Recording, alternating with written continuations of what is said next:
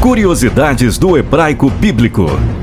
Você está assistindo a mais um episódio com o pastor Gessé Luiz, no canal Teologia em Foco. Amplie seu conhecimento bíblico e descubra as riquezas do hebraico e das escrituras.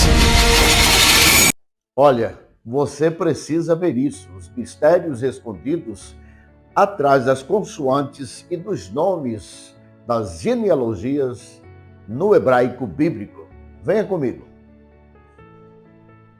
Então vamos lá dando a sequência em mais uma edição das Curiosidades Hebraicas com o pastor Gessé Luiz para o canal Teologia em Foco. E eu vou mais uma vez pegar aqui a minha maravilhosa Bíblia do hebraico, a língua hebraica, o hebraico bíblico. E hoje o nosso assunto vai ser sobre o livro de Gênesis, no capítulo 4, e falaremos sobre as genealogias. Eu quero fazer algumas considerações. As pessoas normalmente não gostam de estar lendo a Bíblia, e quando chegam nas genealogias ficam enjoados, porque é cansativo e fulano gerou ciclano e vai aquela demanda toda. Pois é, eu gostaria de tirar um pouco esse peso sobre você, dizendo que as genealogias é importantíssima quando você consegue transcender, ir além do contexto literário e da grafia do texto. Mas antes quero fazer algumas observações dentro desse assunto dos mistérios do hebraico. Eu quero falar sobre o que há atrás do alfabeto, das consoantes do hebraico, e o que está atrás dos nomes das genealogias no hebraico bíblico. Existe um universo de segredos, de mistério que transcende. É só para quem consegue transcender um pouco, ir além, entrar no mundo espiritual e buscar, no mundo da semiótica, buscar os significados, e você observa a riqueza que há em tudo isso. Mas antes eu quero pensar um pouquinho sobre a visão. Nós, humanos, chegamos muito pouquinho.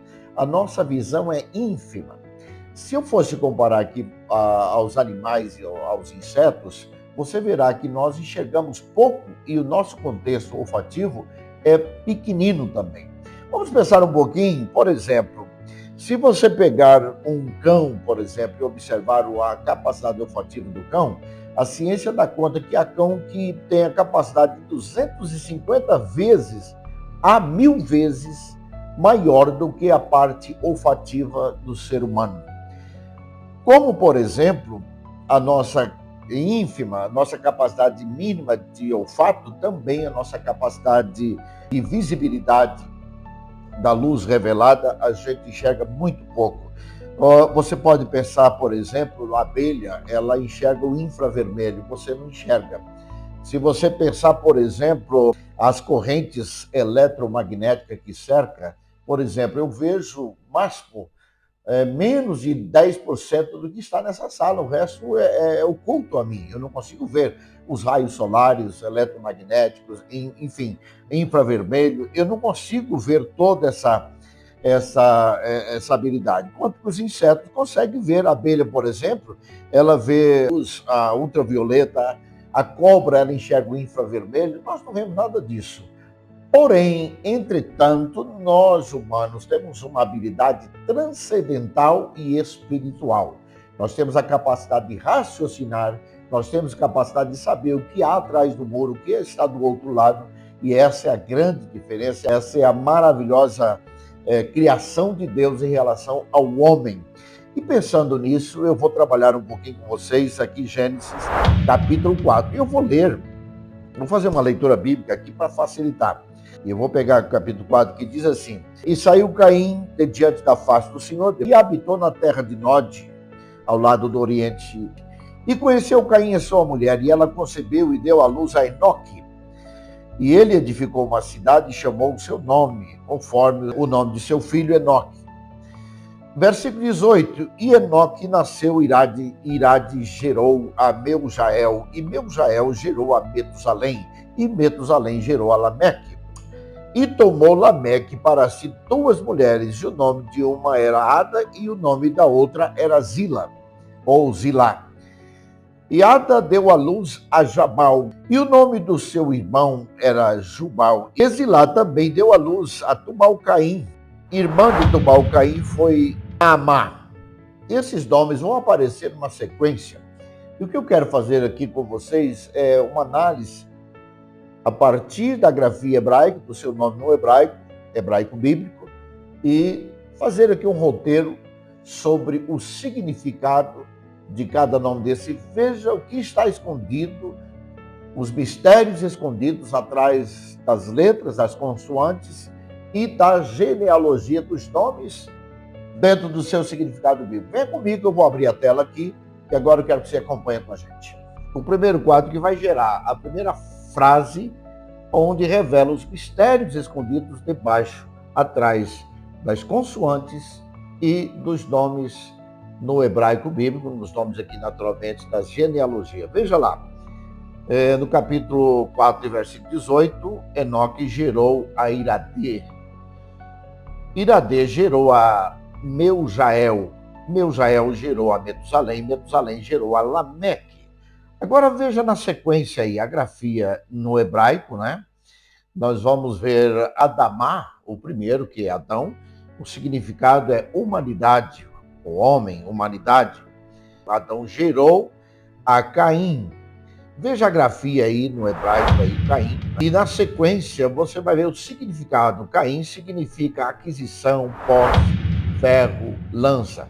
Às vezes você acha que o significado não faz muita diferença, e você poderia, os mais céticos, poderiam até dizer, isso é coincidência, mas eu não diria isso.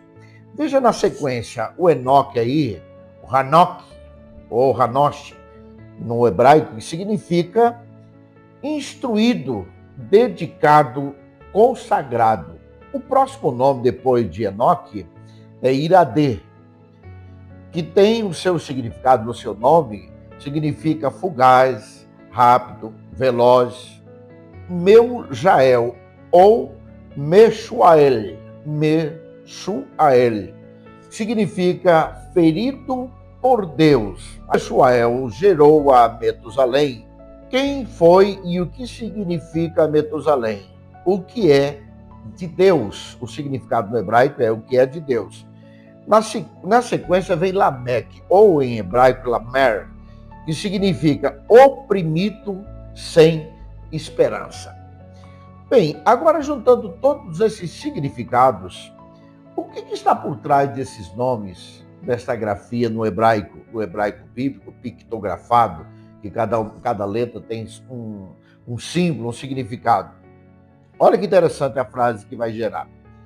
O homem feriu com lança aquele que foi consagrado, e rapidamente feriu por Deus o que era de Deus foi oprimido.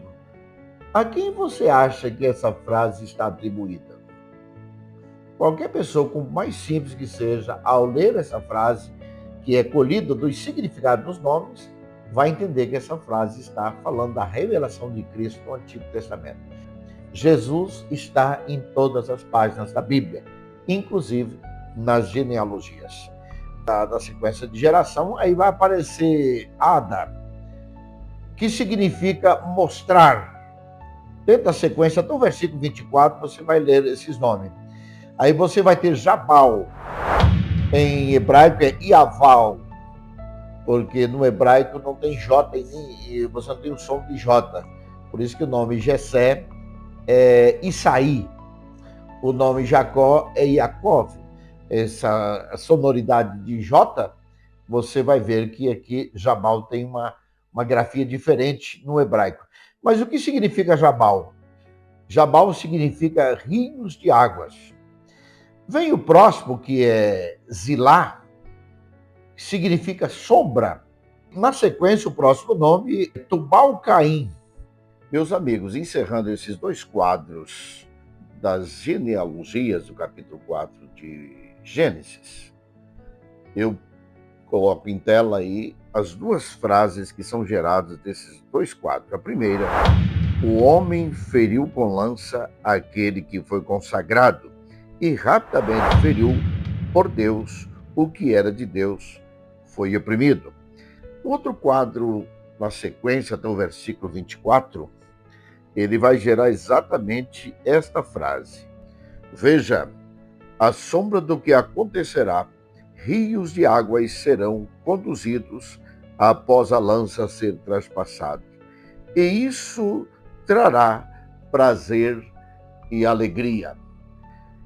O que está implícito dos segredos ocultos da língua hebraica, os significados dos nomes desses dois quadros desta genealogia, revelam duas frases importantíssimas que deságua na obra vicária de Jesus Cristo, ou seja, Jesus em todas as páginas da Bíblia, tanto no Novo quanto no Antigo Testamento.